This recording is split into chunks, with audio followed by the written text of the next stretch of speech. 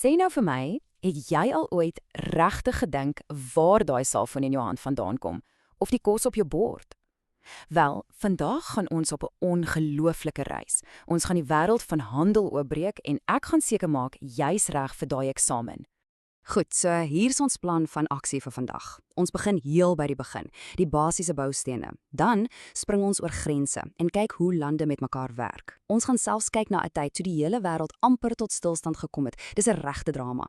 En dan volg ons 'n produk van die grond af tot in jou hand. En heel laaste, die allerbelangrikste deel, die mense agter alles.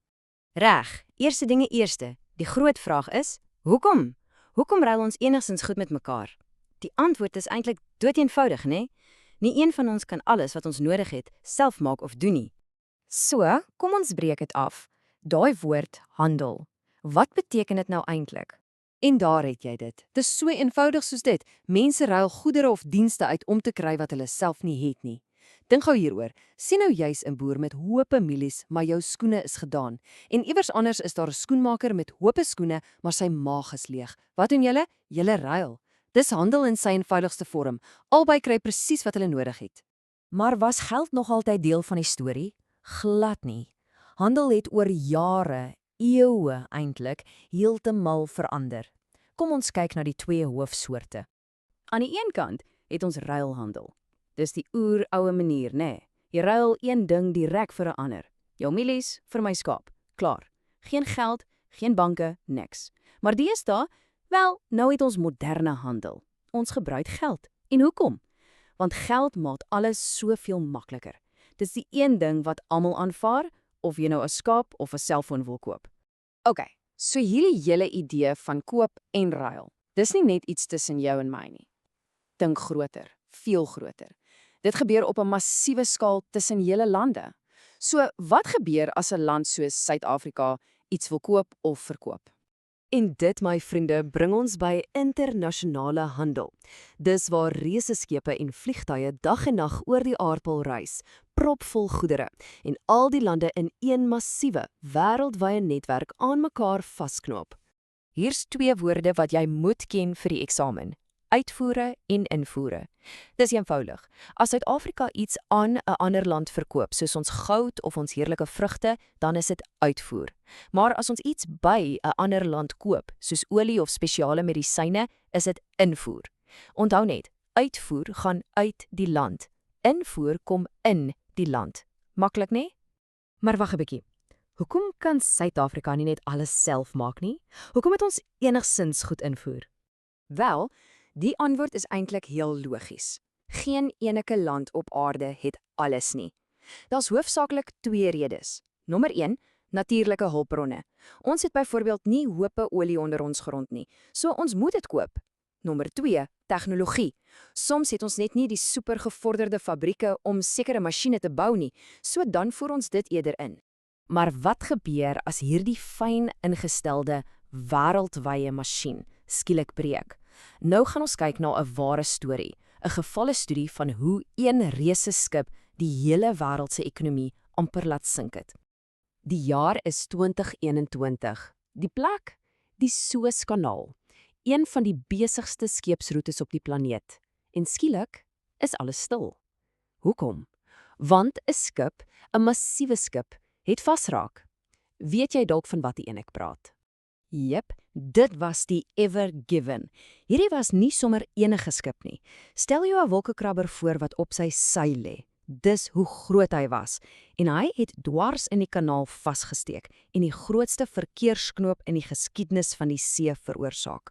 Alles het net gestop. Nou om te verstaan hoekom dit so 'n reuse krisis was, moet jy hierdie syfer hoor. 'n volle 10%. 10% van alle handel in die hele wêreld gaan deur daai een nou kanaaltjie. Dis soos 1 uit elke 10 dinge wat jy in 'n winkel sien. Dit was iewers op 'n skip in daai tou gewees. En die gevolge? Wel, dit was soos 'n domino-effek wat oor die hele wêreld versprei het. Honderde skepe, propvol van brandstof tot selfone tot speelgoed, kon nêrens heen gaan nie. En wat beteken dit vir ons? Leerrakke in die winkels, en as iets skaars raak, ja, dan skiet die prys op. Hierdie hele Suez-krisis wys ons net hoe vreeslik afhanklik ons van produkte is. So, dit bring ons by die volgende logiese vraag. Waar kom hierdie goedere dan nou eintlik vandaan? Hoe word 'n boom in die woud die stoel waarop jy sit? Hoe word 'n stuk ystererts uit die grond die kar waarmee jou ouers ry? Dit alles is deel van 'n ongelooflike transformasieproses. Die proses het 2 groot stappe. Ons begin met wat ons 'n primêre produk noem. Dis basies die rou materiaal, net soos dit uit die natuur kom. Hout, ystererts, wol, daai tipe goed.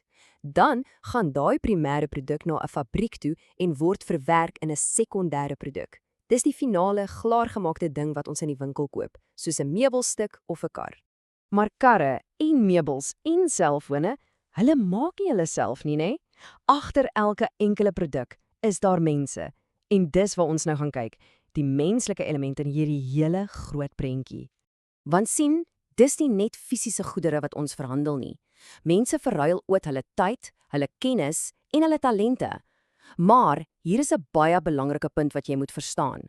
Wat is die verskil tussen 'n vaardigheid en 'n diens? OK, kom ek verduidelik dit so. 'n Vaardigheid, dis die kennis wat jy in jou kop en in jou hande het. Byvoorbeeld, 'n haarkapper se vaardigheid is om te weet hoe om hare perfek te sny. Maar 'n diens, dis wanneer daai haarkapper jou in die stoel sit en jou hare werklik sny in ruil vir geld. Die vaardigheid is die know-how, die diens is die doing. Maak dit sin?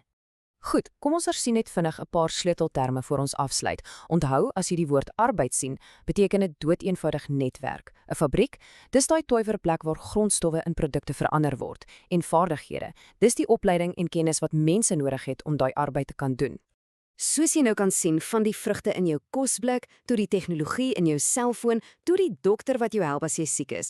Alles en almal is deel van hierdie reuse, ingewikkelde web van handel wat oor die hele wêreld strek. En dit los ons met een laaste groot vraag. Dis nie net vir die eksamen nie, dis vir jou. Waar sien jy jouself eendag in hierdie groot, ongelooflike netwerk?